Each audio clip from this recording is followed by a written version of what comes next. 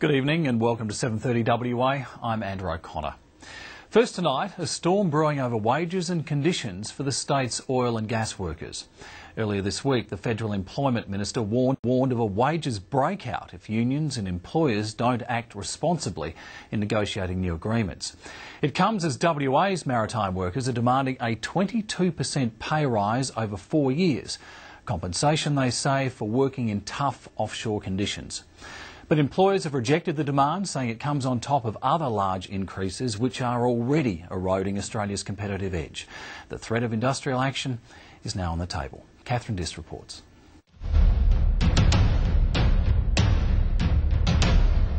It's been 4 years since maritime workers walked off the job, bringing Australia's oil and gas industry to a shuddering halt. It cost shipping companies almost $750,000 a day, the national economy millions, and eventually forced the industry to bow to a 30% pay rise over 4 years.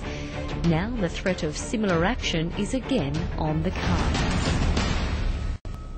It's very frustrating, and you know, once you get backed into a corner and you've got no way out, then our members will decide if they're going to take strike action.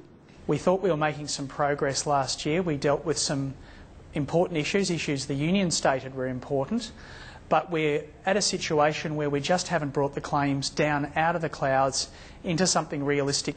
It's been a year since the parties started negotiating a new enterprise bargaining agreement for 2,500 maritime workers. They're the key transport link between the coast and offshore oil and gas platforms, delivering everything from people to goods and services. Their old agreement expired 6 months ago, but neither party appears close to reaching a deal.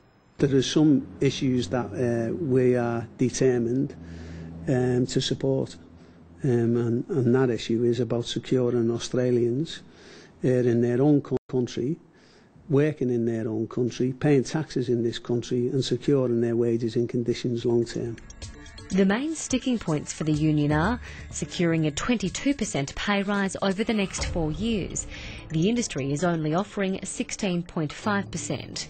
They also want a clause in their EBA guaranteeing that Australians will be trained and hired before foreign workers, and a shorter roster of 4 weeks on, 4 weeks off, rather than 5 weeks offshore at a time.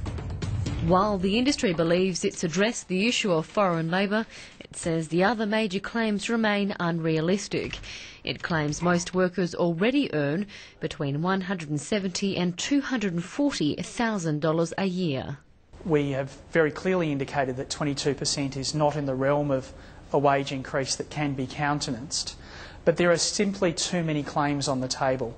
The MUA has got a myriad of claims which potentially not only add to the 22% but increase it to upwards or potentially the realms of 50% to some operators.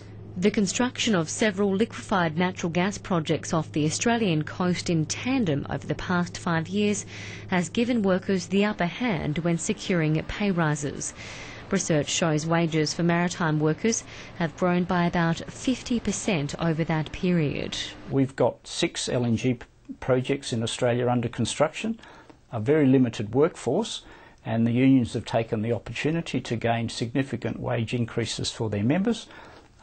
Unfortunately, that will be a negative in the longer term because it will mean less work in time. Murray Meaton is an economic consultant who helps run the numbers for resource companies.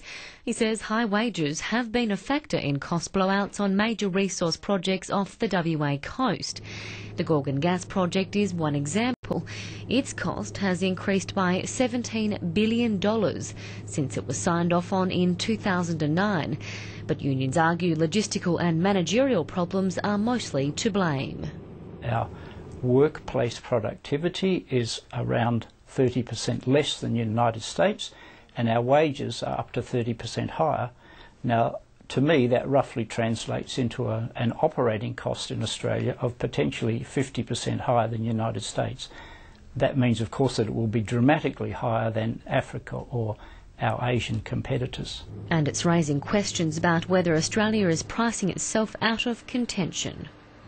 Just last week, oil and gas giant Shell sold its stake in WA's Wheatstone gas project as part of its strategy to get a better return on its assets. Australia's high labour costs likely to have played a part. Woodside is pursuing floating LNG technology for its Browse gas field, and ExxonMobil is considering the same move for its Scarborough gas field off Exmouth. But new developments aren't the only ones under question.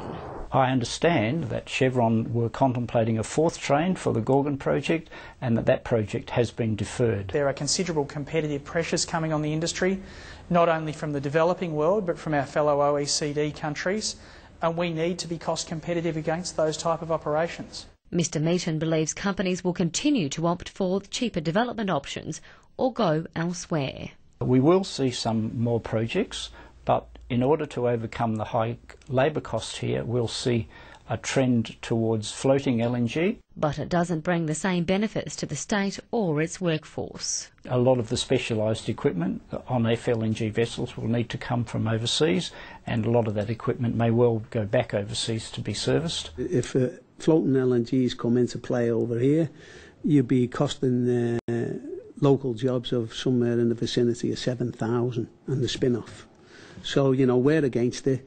But the union denies its wage and foreign labour demands are forcing companies down that path. My members are there working in extreme conditions of employment. They work hard and we believe they're entitled to a fair wage. We don't think it's extraordinary whatsoever in respect to what the employers are saying about wage costs and blowouts. While the dispute over wages will continue to play out, both parties are hoping the other side blinks first and soon. What we want to see is the MUA pull back from any threat of strike action. We want to see it provide a clear indication it's going to come back to the bargaining table. Let's hope that it doesn't get into a disputation, but we won't be walking away from our major claims. Catherine Diss with that report. Well, drum